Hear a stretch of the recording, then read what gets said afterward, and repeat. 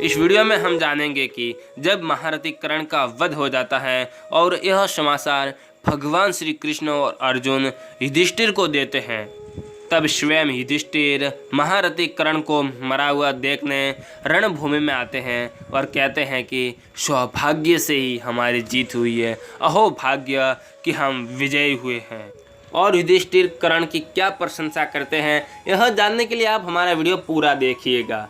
नमस्कार मित्रों, history fact में आप सभी का हार्दिक स्वागत है। मैं हूं आपका दोस्त रतन सिंह। तो फिर चलिए शुरू करते हैं वीडियो बिना देर किए।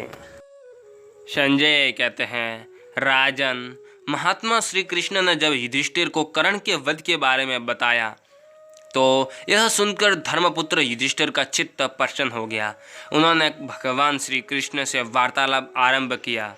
राजेंद्र, अहो भाग्य, अहो भाग्य, ऐसा कहकर युधिष्ठिर इस प्रकार बोले, महाबाहु देवकी नंदन, आपके रहते हुए महान कार्य संपन्न होना कोई आश्चर्य की बात नहीं है।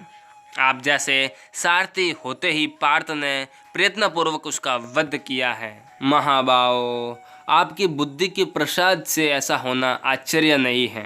कुरुश्रेष्ठ, इसके बाद धर्मात्मा राजा युधिष्ठिर ने बाजूबंद विभूषित श्री कृष्ण का दाहिना हाथ अपने हाथ में लेकर श्री कृष्ण और अर्जुन दोनों से कहा, प्रभो, देवर्षि नारद ने मुझसे कहा था कि आप दोनों धर्मात्मा, महात्मा, पुराण पुरुष तथा ऋषि प्रवर साक्षात भगवान नर और नारायण हैं। महाभागा, परम बुद्धिमान तत्ववेता महर्षि श्री कृष्ण देवपायन ने भी बारंबार मुझसे यही बात कही है।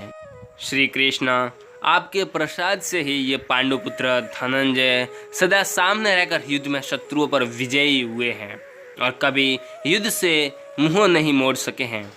प्रभु, जब आप युद्ध में अर्जुन के सारथी बने थे तभी हमें यह विश्वास हो गया था कि हम लोगों की विजय निश्चित है, अटल है, हमारी पराजय नहीं हो सकती। गोविंद, भीष्म, द्रोण, कर्ण, महात्मा गौतमवंशी, गुरु कृपाचार्य तथा इनके पीछे चलने वाले जो और भी बहुत से सूरवीर हैं और रहे हैं, आपकी बुद्धि से आज कर्ण के मारे जाने पर उन सब का वध हो गया, ऐसा मैं मानता हूँ। ऐसा कहकर पुरुष महाबाहु धर्मराज युधिष्ठिर श्वेत वर्ण और काली पूंछ वाले मन के समान वेगशाली घोड़ों से जूते हुए सुवर्ण भूषित रथ पर आरूढ़ हो अपनी श्यामा के साथ युद्ध देखने के लिए चले। श्री कृष्ण और अर्जुन दोनों वीरों के साथ प्रिय विषय पर परामर्श और उनसे वार्तालाप करते हुए युधिष्ठिर ने रणभूमि में सोए हुए पुरुष प्रवर कर्ण को देखा। जैसे कदम का फूल सब ओर से केसरों से भरा होता है, उसी प्रकार कर्ण का शरीर सैकड़ों बाणों से व्याप्त था। धर्मराज युधिष्ठिर ने इसी अवस्था में उसे देखा। उस समय सुगंधित तेल से भरे हुए सहस्त्रों सोने के दीपक जलाकर प्रकाश किया गया था। उसी उजाले में वे धर्मात्मा कर्ण को देख रहे थे।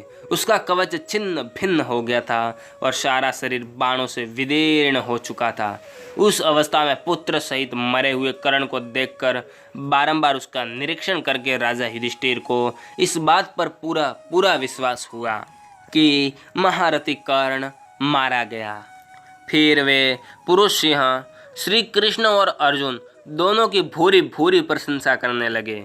उन्होंने कहा, गोविंद, आप जैसे विद्वान और वीर स्वामी एवं संरक्षक के द्वारा सुरक्षित होकर आज मैं भाइयों सहित इस भूमंडल का राजा हो गया। आज दुरात्मा धृतराष्ट्र पुत्र दुर्योधन अत्यंत अभिमानी नरव्याघ्र राधा पुत्र कर्ण के मारे जाने का वृत्तांत सुनकर राज्य और जीवन से भी निराश हो जाएगा।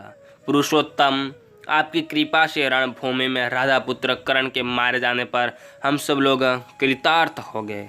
गोविंद, बड़े भाग्य से आपकी विजय हुई है।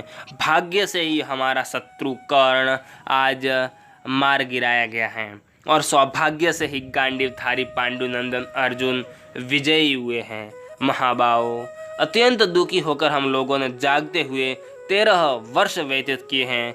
आज की रात में आपकी कृपा से हम लोग सुखपूर्वक सो सकेंगे। संजय कहते हैं, राजन, इस प्रकार धर्मराज राजा युधिष्ठिर ने भगवान श्री कृष्ण तथा कुरुश्रेष्ठ अर्जुन की बारंबार प्रशंसा की।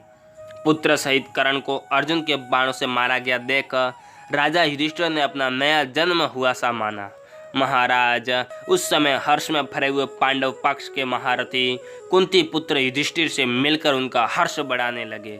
राजेंद्र, नकुल, सहदेव, पांडुपुत्र भीमसेन, वृष्णिवश के श्रेष्ठ महारथी सात्यकी, धृष्टद्युम्न और शिखंडी और पांडव पांचाल तथा सृंजय योद्धा सूतपुत्र कर्ण के मारे जाने पर कुंती कुमार अर्जुन की प्रशंसा करने लगे।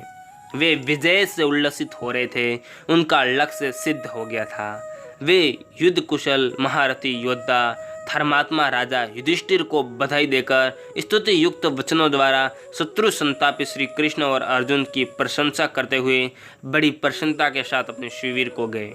राजन, इस प्रकार आपकी ही कुमंत्रणा के फलस्वरूप यह रोमांचकारी महान जनसंहार हुआ है।